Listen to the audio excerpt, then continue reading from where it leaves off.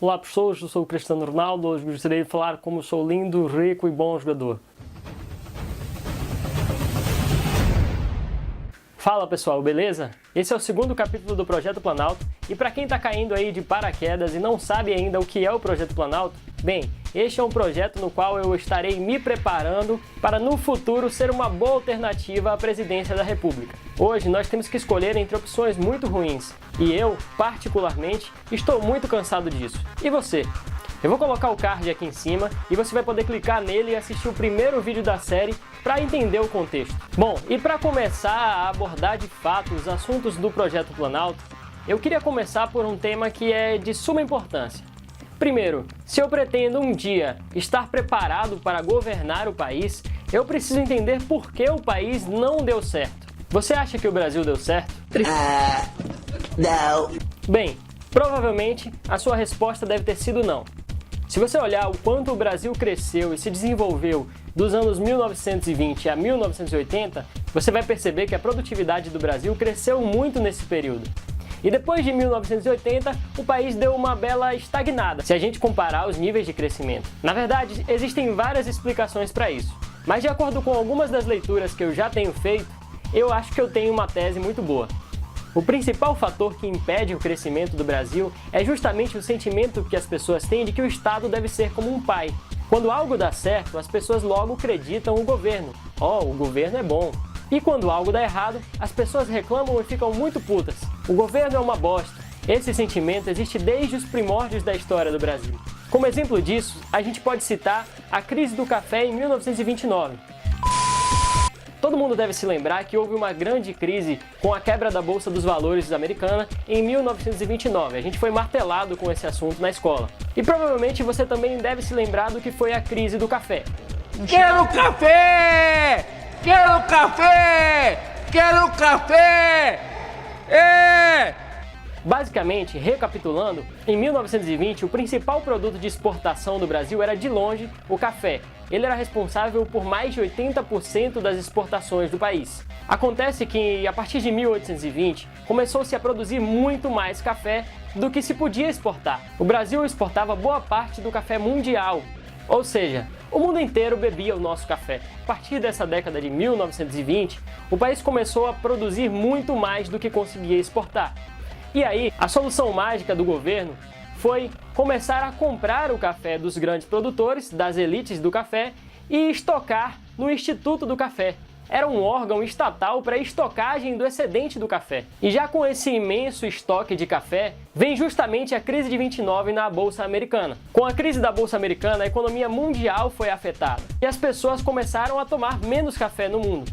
No fim das contas, o governo acabou tendo que queimar café porque não havia mais como estocar tanto café. Manter aquilo em estoque era muito mais caro do que inclusive descartar os produtos. Esse episódio nos mostra, assim como tantos outros, que o Estado brasileiro está sempre agindo em defesa das elites. Então nós temos no Brasil um híbrido de capitalismo com socialismo, com o pior dos dois lados. Esse é um dos principais fatores para o fracasso econômico do Brasil. Também existe algo chamado armadilha da renda média. Esse é um assunto bastante extenso e complexo de se explicar.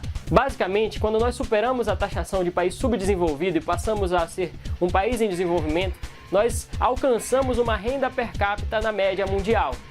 Quando nós alcançamos essa renda média, significa que nossa mão de obra já não é mais tão barata para o mundo inteiro. Hoje, existem outros países como a Índia e a própria China que oferecem uma mão de obra ainda mais barata. E por isso, eles conseguem se desenvolver um pouco melhor. Quando eles também alcançarem esse patamar de renda média, pode ser que eles também entrem nessa estagnação. Mas voltando ao assunto do Estado e o problema brasileiro. Eu queria recomendar esse livro aqui, que é o Pare de Acreditar no Governo, do Bruno Garchagen, que conta justamente de maneira mais detalhada como essa relação do brasileiro acreditando no governo se costura desde o princípio da nossa história. Além disso, nós precisamos lembrar que a Constituição de 1988 é uma das constituições que mais garante direitos no mundo inteiro. O problema é que quando o Estado se propõe a garantir coisas demais, é muito provável que ele não vai entregar quase nada disso. E eu preciso perguntar para você se a gente tem realmente acesso a todos os direitos que estão garantidos na Constituição. Dado o exemplo da crise do café, que foi em 29, você deve pensar que o nosso problema então está distante, né? Mas depois disso, nós tivemos instalada a política do nacional desenvolvimentismo, que é justamente uma ideia criada por Getúlio Vargas e levada à frente nos governos militares, de que o Estado precisa injetar investimentos para que a economia cresça. Ou seja, o Estado se endividava pegando empréstimo dos Estados Unidos, principalmente,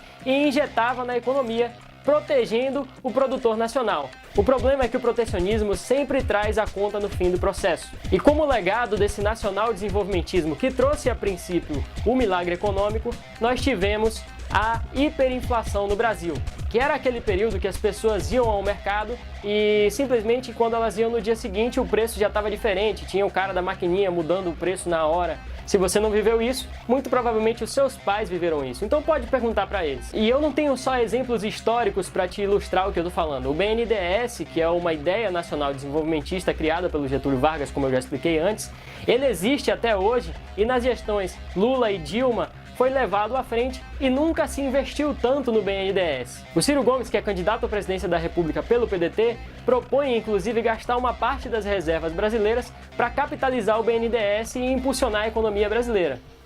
Ou seja, a história se repete. Você sabe como funciona o BNDES? O BNDES é o Banco Nacional do Desenvolvimento Econômico e Social. E ele funciona basicamente pegando o dinheiro dos seus impostos e emprestando esse dinheiro a juros baixos para alguns empresários. Além disso, eles também emprestam dinheiros para investimentos estratégicos no exterior. Alguns desses investimentos estratégicos foram a construção do Porto de Mariel em Cuba, que levou quase R$1 bilhão, e algumas obras na Nicarágua e na Venezuela. Resultado, vamos ter 2 bilhões de prejuízo só em calotes desses 3 países. Um exemplo recente de fracasso de um empresário apoiado pelo BNDES é de alguém que agora está preso, justamente Eike Batista. Inclusive tem uma piada que diz que só 2 pessoas ficaram ricas com PowerPoint no mundo. A primeira delas foi o Bill Gates, que criou o PowerPoint. E a segunda foi o Eike Batista. Tem um livro chamado Bilhões e Lágrimas, da jornalista Consuelo Diegues, da revista Piauí, que conta alguns outros exemplos recentes de empresários apoiados e abraçados pelo Estado brasileiro, inclusive pelo BNDES. Esse casamento do Estado com as elites é o principal problema do Brasil. É ele o principal entrave ao crescimento econômico do nosso país. E é por conta dessa simbiose que nós não conseguimos de fato nos desenvolver. Nós precisamos de menos interferência do Estado na economia. Nós precisamos de um Estado que permita às pessoas empreenderem. Precisamos acabar com a imensa burocracia que existe em nosso país e fazer com que as pessoas se sintam mais independentes.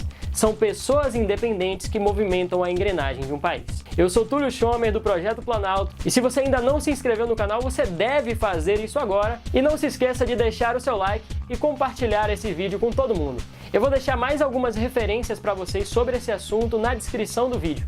Obrigado e até a próxima!